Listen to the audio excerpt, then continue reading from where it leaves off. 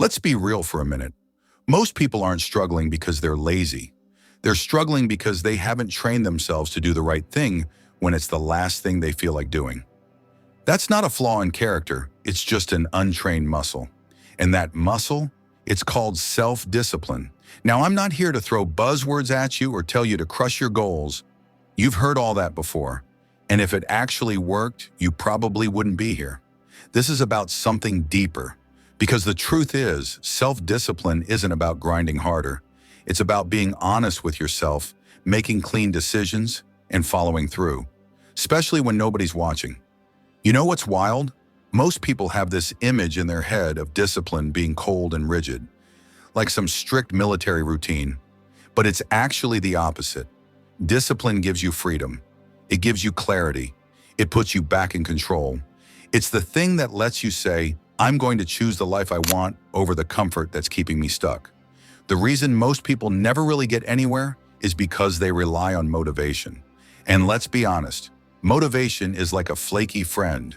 Shows up when it wants, disappears when things get uncomfortable. But discipline? Discipline shows up whether you're in the mood or not. And here's the twist. When you build discipline, you actually start feeling more motivated. Not the other way around. It's not about forcing yourself every single day. It's about creating an internal system that doesn't break every time life gets a little messy, because it will get messy. Let's take a moment to zoom out. Self-discipline is deeply tied to how you see yourself. If you tell yourself, I'm just not consistent, guess what? You're going to behave like someone who isn't. But if you start acting like someone who shows up, even in tiny, almost invisible ways, your brain starts to adjust. That's the power of identity. You don't just do the discipline thing, you become the kind of person who does. And don't worry, this isn't about overhauling your entire life overnight. In fact, that's the fastest way to crash. Discipline grows when you make it easy to start. Think small. You don't need a 2-hour workout. Just put your shoes on and step outside. You don't need to write the whole book today. Just open the laptop and type one sentence. That's the real magic. The momentum builds. Now, one shift that changes everything, stop relying on to-do lists and start scheduling your time. Work on my project is a wish, but work on my project from 10 to 10:30 at my desk with no distractions? That's a plan. That's how you beat procrastination before it even shows up. Also, think rituals, not resolutions. Make your habits predictable. Maybe you light a candle before you study, or maybe you stretch every time you finish a task. These little cues train your brain to say, oh, we're doing this now. They matter way more than you think. Another thing that really helps? Make it hard to fail. Want to stop checking your phone every 5 minutes? Leave it in another room. Want to eat better? Don't keep junk food in the house.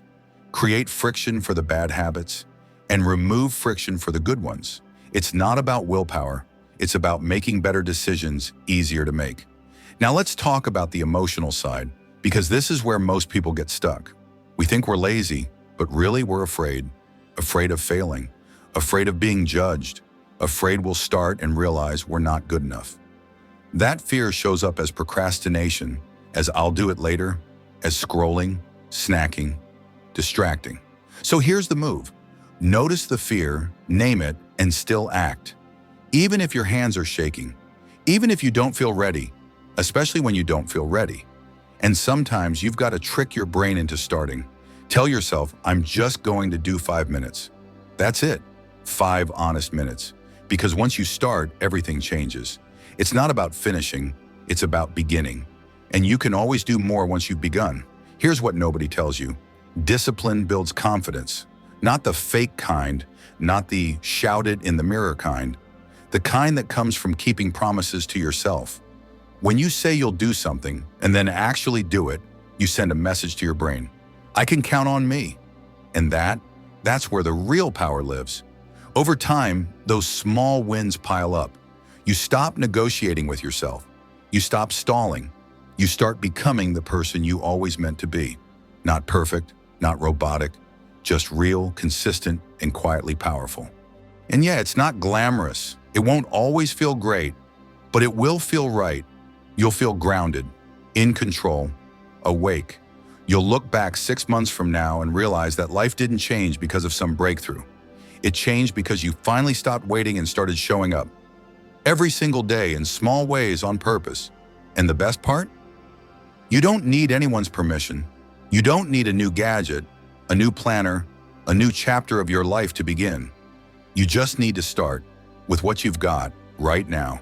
Because self-discipline isn't about being hard on yourself. It's about being kind to the version of you who's coming next. And that version, they're going to thank you for what you do today.